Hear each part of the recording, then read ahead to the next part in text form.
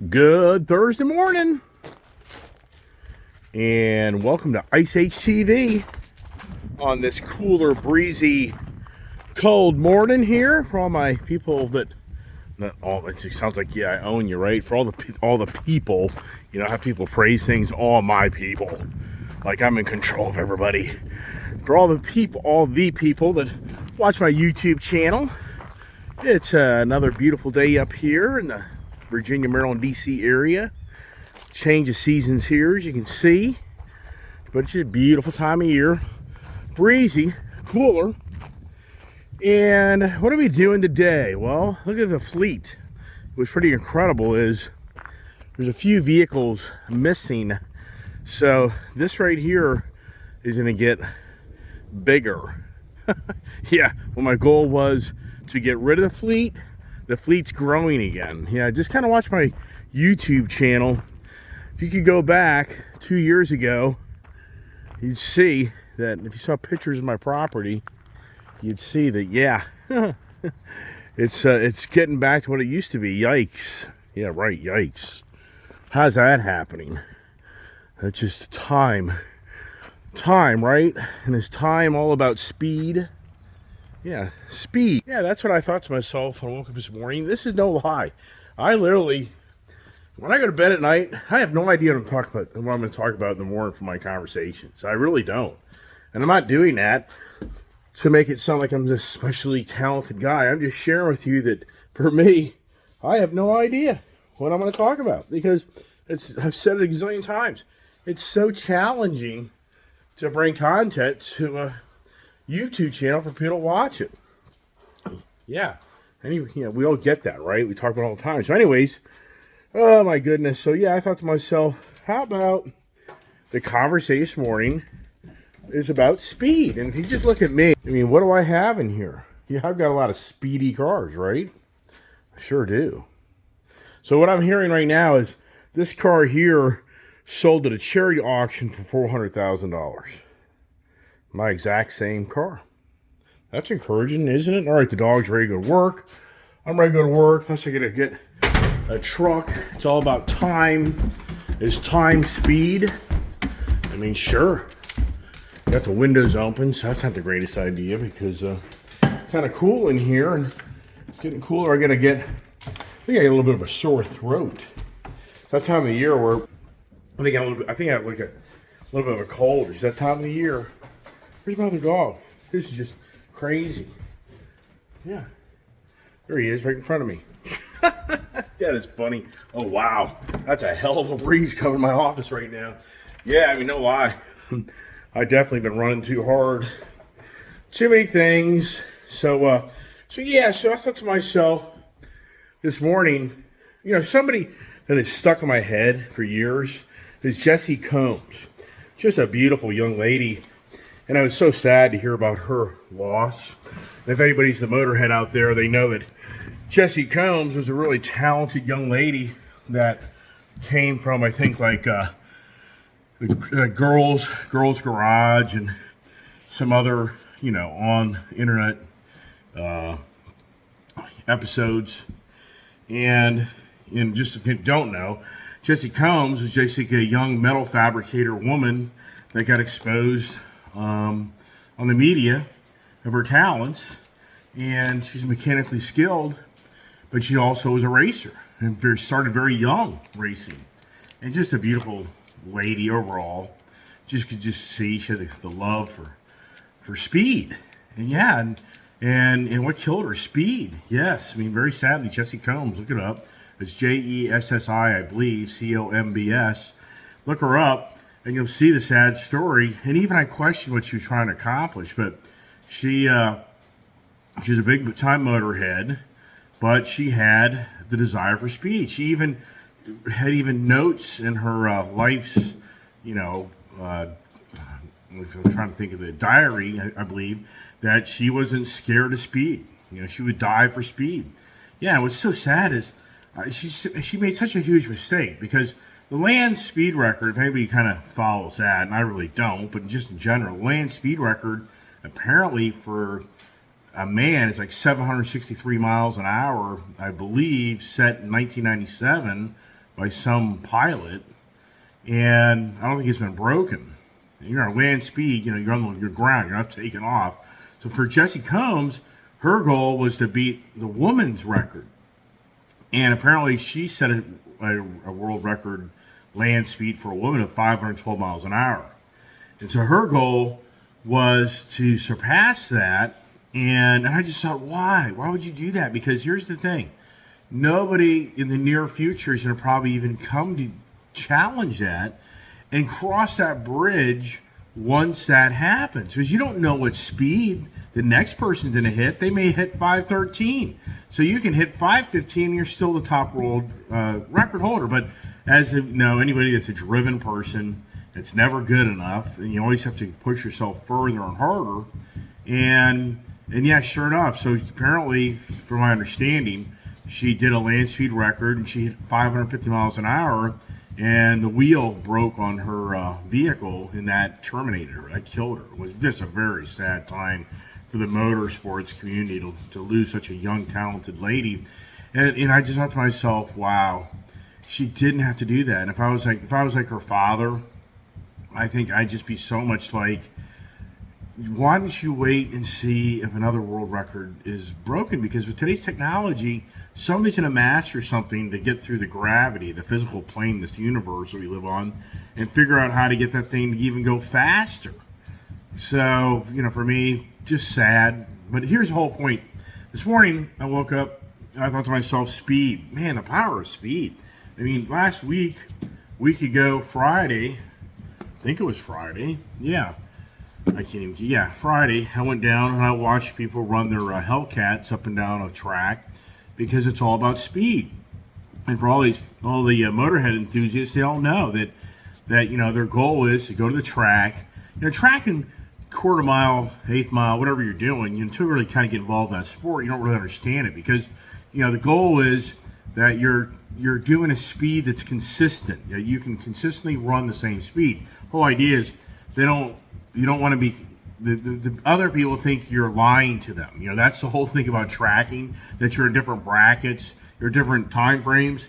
And the whole idea is somebody thinks that you're not telling the truth about the real power of your car. So they penalize that against you if you don't keep your times consistent in the bracket you're racing. But anyways, I just thought to myself, wow, the power of speed. And it goes back from when mankind started walking around the earth. Is from man running to man then using animals to get around, and the list goes on and on and on. Nothing that nobody here gets all that. But I think to myself, when we talk about speed, what drives that? What and you know as well as I do, when you have like the fastest car in the neighborhood or the most horsepower, blah blah blah, people kind of recognize you in the community, and especially in the car community. If you're known as having a really fast car. And if you go to these car meets and car shows, it's all about the speed. It's just so incredible how as mankind, we're so addicted to the speed, which is really awesome. But at the same time, it can be expensive, and at the same time, it can create a lot of hardships. Just as an example, if you're a person that's speeding down the road and gets pulled over by the LEO, law enforcement. Law enforcement officer, LEO, law enforcement officer, or you just say cop, whatever, you get pulled over, and if you're doing radical speeds, this can turn into a life-changing event for you, because you just want to go so fast. And more than ever in today's car automotive world, for something when I was growing up back in the 70s and 80s, I never imagined by the time I was my age that there would be this incredible success of vehicles, being able to do the speeds they could do. Of course, when I was growing up, it was all about the 0 to 60 time. How fast could the car go from 0 to 60?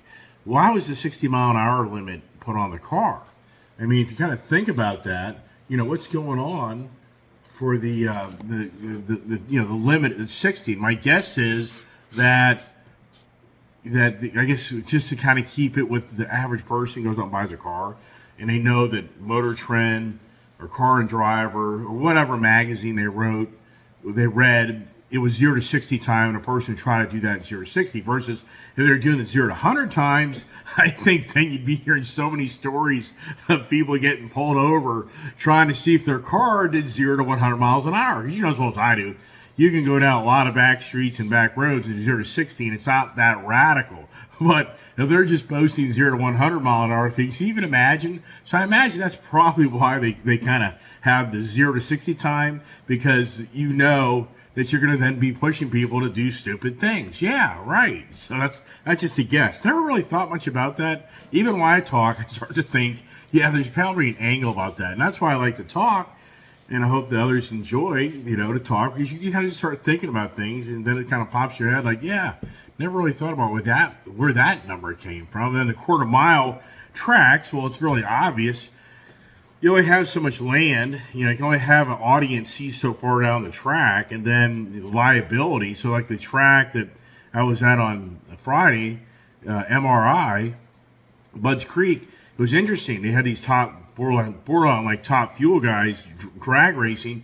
So they went to the 8th mile capability. They didn't do the quarter mile because the track didn't want the liabilities, my guess. Because these would be 200 plus mile an hour cars. These guys are hitting like a $160, $180, like in an 8th mile. So you just know that for the size of the track, you open up the quarter mile racing, it's just too much, I would imagine, liability on the owner of the track, and doesn't want the 200 plus mile an hour cars going down his track. That's my guess. So, but anyways, it's incredible how for us, as we progress, speed, the goal is to go faster and faster and faster, especially like in transportation travel. Look at over there in Europe, they built the big supersonic train. Look in California, the Fiasco. They want to build a supersonic train from like LA to San Francisco or something. And that thing's turned into the billion dollar, super funded, fiasco, I guess. I don't know a lot about that. I'm not following it. Somebody else may know. But, what's the whole idea? They're trying to bring people to ride trains that go super fast so they feel like they can not have to take the plane, I guess. I mean, what's the reasoning behind the train wanting to go 150 miles an hour? And that's kind of where this all started. Yeah, actually, the reason I thought about speed this morning was yesterday. I watched this video yesterday afternoon where a young man and his father went out on their Donzi boat. And, for me, I was a big-time boater growing up, and I had some nice high-performance boats. I never had the big ones, but I had some smaller ones. And I never really thought, as I got older in life, I would have like a 38-foot, like Sonic boat, or a Donzi, or a Cigarette, or there were just so many Apache boats. There were so many cool boats out there back in the 2000 years. And then when the economy crashed, a lot of those guys went bankrupt, excuse me. And after you eat breakfast and drink coffee, it's not always easy, as you can tell, as I'm sitting here, blah, blah, blah. But anyways, whole point is, I thought when I was younger, I would really have one of these, very cool, fast boats. And yeah, if I lived close to the water and my time and blah, blah, yeah, I could have a really nice boat. But I just never played out that way, even though I thought it would. So yesterday, I watched this video of this gentleman and his son that lived down in southern Florida, and he has a beautiful Donzi boat. I would say it's a 40-foot plus Donzi boat, and it's a race boat, basically. And it's got, I'm sure, the big block Chevy motors in it with twin screws on it.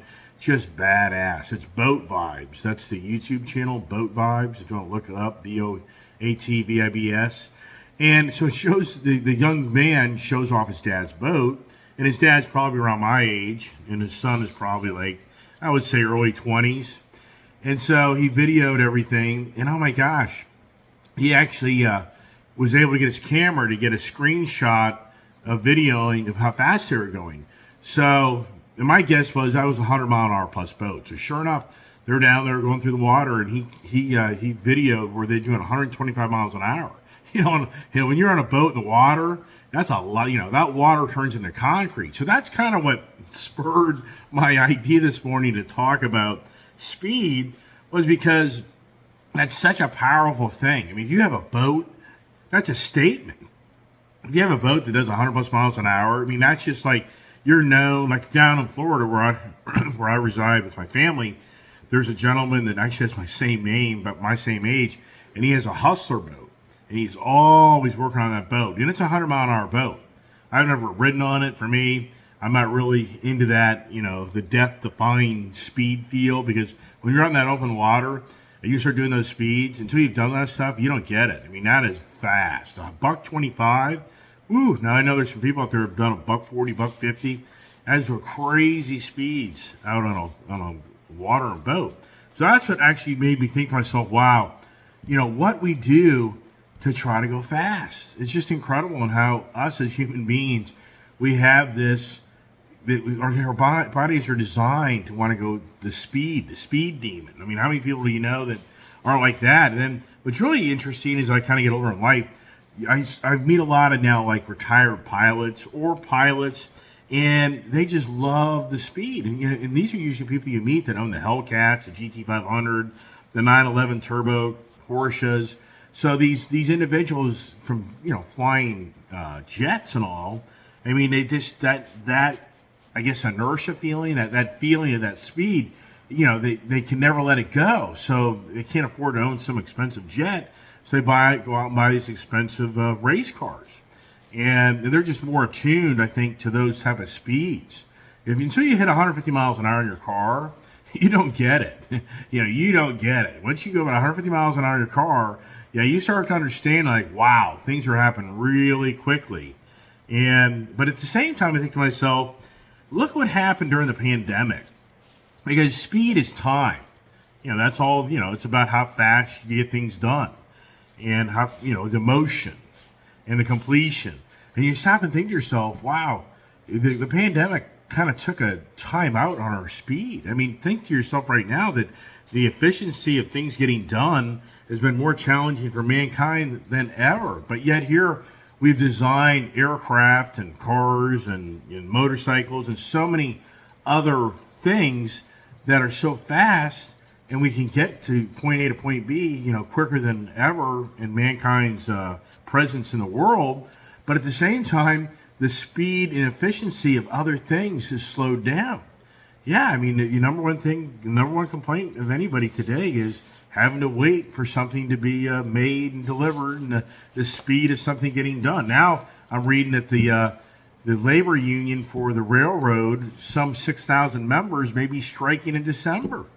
Yeah, these are like the sign union people, I guess, the people that make sure all the correct fixtures are on the railroad tracks for the the gates and the lights and all the things that go in with trains going through intersections and everything. This is apparently there's like 6,000 that aren't happy, and so now there's speculation, does the railroads transportation get stalled for a while? The speed of things will even be less again. And then I was telling you yesterday my adventures to my carbonized Ford Maverick that I'm going to go pick up today. I haven't even talked about that, have I? Yeah, the speed. On how one of my sales guys was telling me, and how getting the transportation, getting the truckers, nothing new, but his claim is there's tons of cars that have been built that have chips. That isn't what's going on. It's the truckers. They can't get the truckers, which that's like a whole other story, which I haven't heard much about that a lot lately. I did a while back, but the whole point is the whole pandemic, it's like the speed of things, we all took like a pit stop. If you want to kind of use that type of word, it just seems like it was a pit stop, or the never ending, the crash happened and the track took forever to get cleaned up for you and I to get back on the racetrack to start racing again. Yeah, that would be probably a pretty good, analogy of what the pandemic did to most people in business. And then here's something I read last night. It's beyond understandable half the time. Samsung, which apparently is more of a chip designer for storage and other chip capabilities in computers, but they're getting killed. Their third quarter sales are pitiful. They're going to start laying people off. They have too many chips. They can't sell the chips. And I'm just thinking, this makes like no sense. You kind of hear the semiconductor industry is in a shambles because they can't get product made. Samsung's telling them they have too many chips now. Samsung's raising their arms saying that the consumer demand for computers and the cell phones and all the things, the TVs, that demand is down dramatically. Yes, dramatically. And that now they're in bad shape financially, and they have way too many semiconductor chips sitting around now. I mean, I think to myself, oh my God, this is just unbelievable, But we're being told on a daily basis, that the chips are holding up the cars. Once again, I guess the chips are a whole different, product from a whole different manufacturer from Taiwan. Who knows? I don't know. I'm not the YouTube expert to tell everybody everything to be the so-called expert. I'm not going to claim that on my channel. So yeah, so once again, all the speed of our efficiency of our economy has been stalled. So now that's a good point. Who doesn't get aggravated when you're going down the road and the posted speed limit is like 70 miles an hour and a guy's speeding along at 60 miles an hour? Yeah, then what does that do to you? Yeah, ask me how I know on how that plays out. If you do the wrong maneuvers and the police are nearby, yeah, ridiculous. So that in that aspect, if you think about it, speed is so dangerous because not only can you die, I mean, how many people have died from speeding? You look at racetracks. You can go through the list of speed that actually does financial havoc too. The insurance companies just love, they don't really, but they do, being that if you speed a lot and you get all these tickets, your insurance is going to go through the roof. And now they're going to make a lot of money off you because they look at you as a liability, if you know what I mean by that. So yeah, anyways, just thought this morning I'd kind of talk about speed and how we all here are speed freaks. If you watch my channel, that's our passion, is moving down the road quickly. Or is it? I mean, sometimes don't you think, geez, I just want to take a little time out and just enjoy going down the road at a nice little slow speed?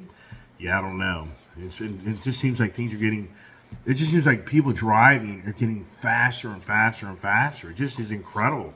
I live on the roads. The 70, 80 mile an hour driving is just prevalent. It's dominant. In fact, I think to myself too is why don't they change the speed limit laws? But I get it. It's all political agenda and business agenda driven. But you just think to yourself, today's technology of cars is so far superior than it was 30, 40 years ago when they wrote these speed limits. And you just think the 55 mile an hour posted speed limit on these big open highways. And I know a lot of parts of the country, just 70, but you would just think they would be like 65 or 60. But also I think to myself, it just gives that ticket revenue more money because you're going down the road, at X amount of speed, and they get to pull you over and write you a ticket versus at a 65 mile an hour speed zone and you're doing 68, they're going to pull you? I doubt it. If it's a 55 mile an hour speed zone, you're doing 68, they may pull you. So that's a whole other way too long conversation for that.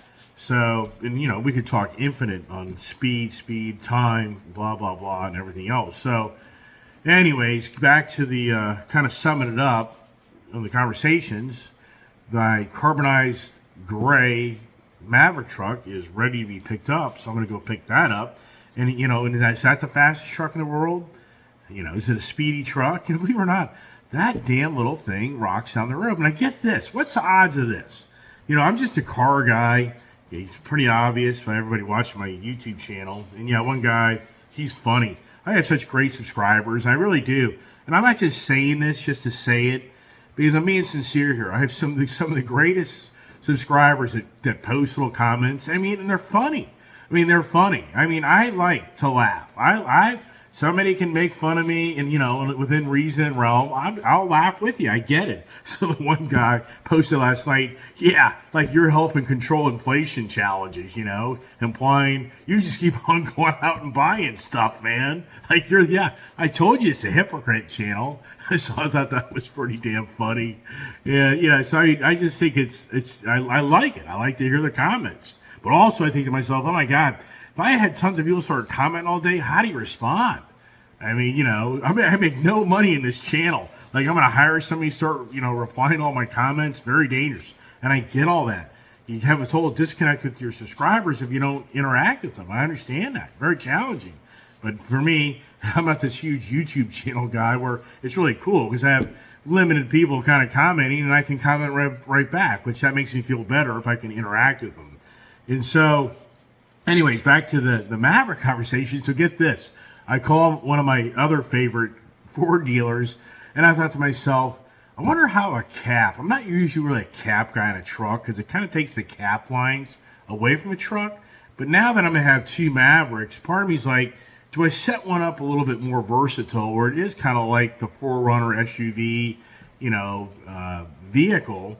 And do I maybe get a cap? So I was just like, yeah, I don't know. They're like $3,500. Yeah, plus sales tax. So I'm like, yeah, but I called my selling dealer. So I talked to my favorite parts guy. He's a really great guy. And he takes good care of me.